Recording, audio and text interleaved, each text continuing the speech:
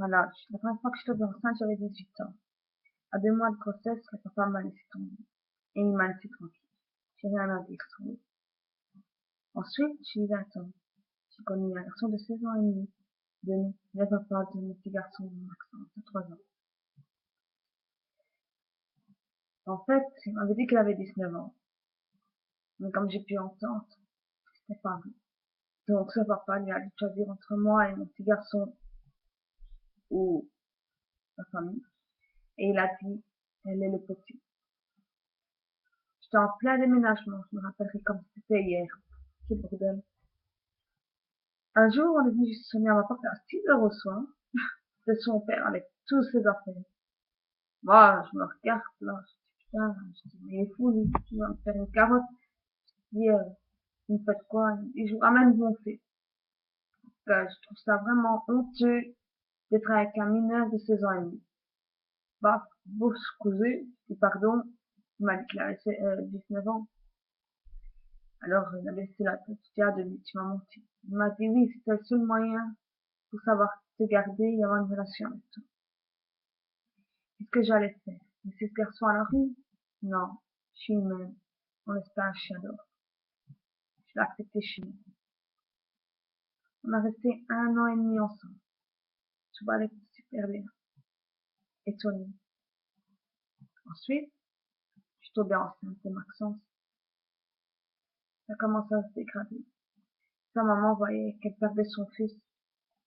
Et son fils était à elle, pas aux autres. Mais je me battais. Franchement, je me suis battue pour garder de nous, pour le bébé qui allait arriver. On avait mis 500 euros sur le côté pour se marier dès que le bébé arrivait. Et sa maman avait son anniversaire. Et elle avait plus de frigo. Les amis m'a supplié de prendre les 500 euros pour acheter un frigo américain. Je dis, mais avec ça, on ne sera pas se marier. Sans cet argent, c'est fini. Il faudra tout recommencer à zéro. Il m'a dit, je te promets, j'irai nous chercher de l'or pour les remettre en place et rajouter un peu. Je lui ai fait confiance. Est-ce que c'était déjà un moyen pour le camp pour ne pas se marier? Je ne sais pas. Pour heureux que je l'ai pas fait, honnêtement. Ouais. Ensuite, le petit est né. Tout a commencé là. J'étais à la maternité, je me sentais pas à l'aise. Il venait une fois par jour, 1 heure avant que le visite se termine. Je lui ai demandé qu'est-ce qu'il faisait toute la journée. Il m'a dit qu'il faisait la sortie. Je sais plus comment on appelle ça, quand le papa, quand les hommes sont papa, ils font une sortie avec des forces. Toute la nuit, il a dormi toute la journée, il était bébé, il est venu. Soit, c'était déjà un grand dormeur. Je l'ai cru. Ensuite, c'était le jour de retourner avec mon enfant à la maison. J'étais toute heureuse. Près de mon copain. Voilà, mon fiancé. Tout était comme ça. Ma maman m'a fait une belle maison.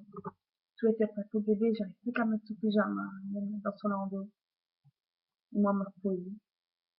Pas moyen. Pousser le bordel. Il ramenait ses copains à minuit. Pas moyen de dormir, ni moi, ni le bébé. On était fatigués. Le bébé était stressé. En plein air. J'en avais marre. Tu foutu le camp. Je lui ai demandé de choisir entre ses copains et nous. Il a dit qu'il choisissait pas. Entre personne. Je suis partie chez ma mère. Une longue semaine. Il est venu en bas tous les jours et il pleurait. Reviens avec le petit, tu me manques. Je serai plus là, le con, je te promets. Je l'ai cru. Je suis revenue. Il m'a dit une fois à 22 heures, je vais faire le scout d'un pote. Il fait confiance. Je lui ai dit oui, vas-y. La première fois, il est rentré à 1 heure au matin. Le lendemain, à 5 heures.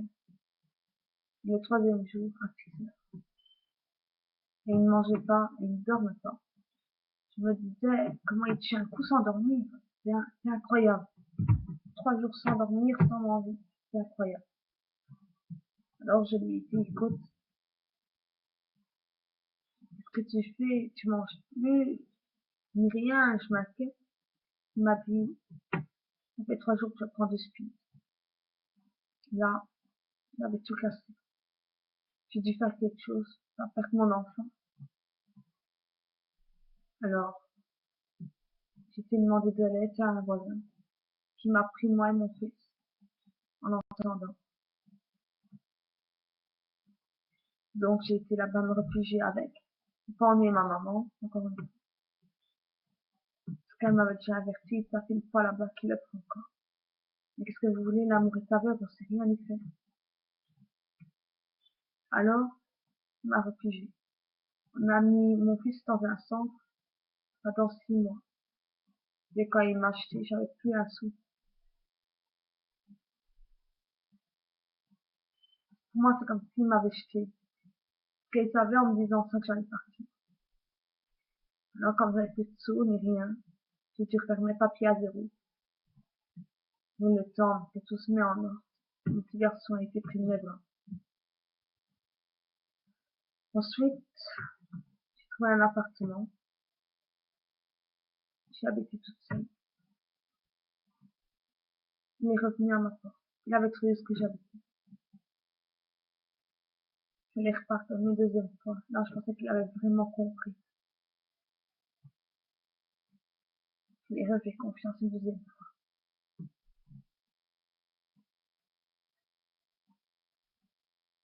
Et il venait juste pour dormir et manger.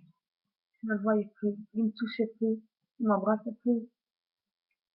Une femme sans ça. Alors, j'ai fait venir ma mère. J'ai dit, non, regarde au petit. Je me suis habillée en noir,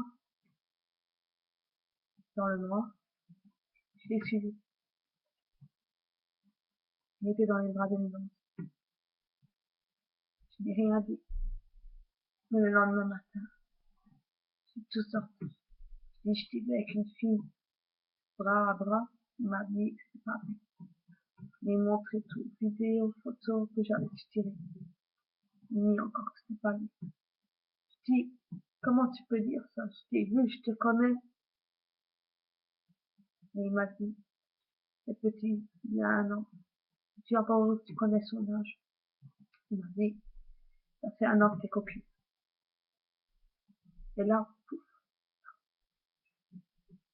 perte totale, j'étais bloqué. J'avais plus quoi. C'est parti au jeune main, il m'a pas frappé. Je l'ai poussé. Et il a pris 2 copains qui sont venus pour son déménagement. Et il est parti de ma vie. Et j'étais toute seule avec mon fils. De nouveau, sans plus rien.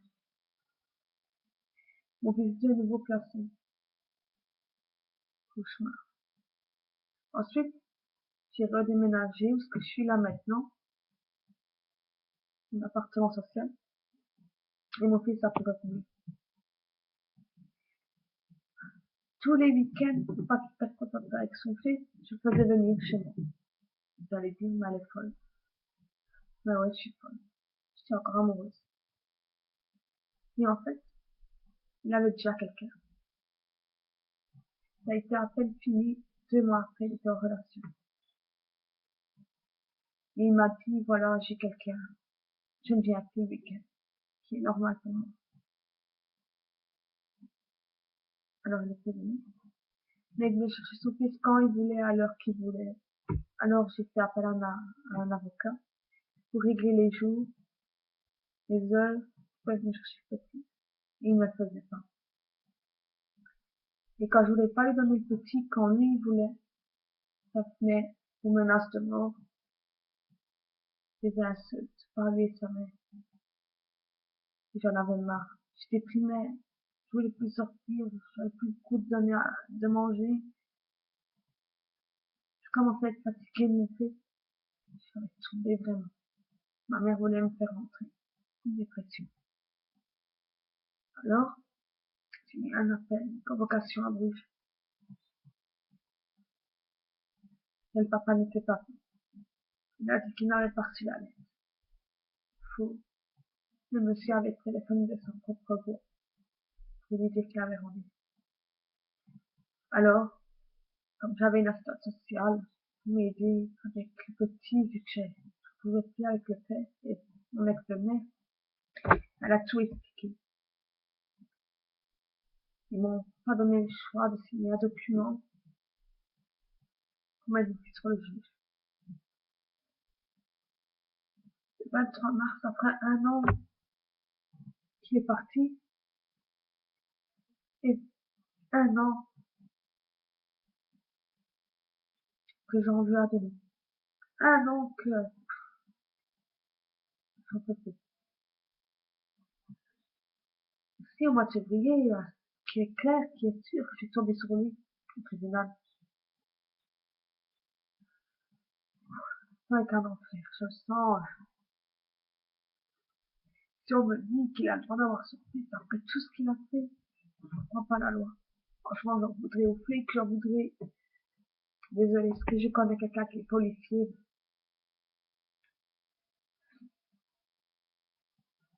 j'en voudrais vraiment à la loi. Alors, tous les 15 jours, mon fils vient,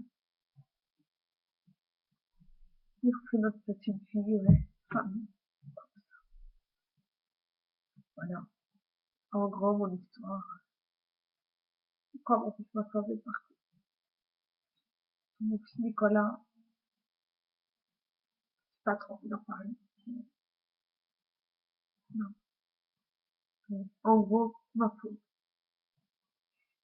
Et j'ai pas en parler parce que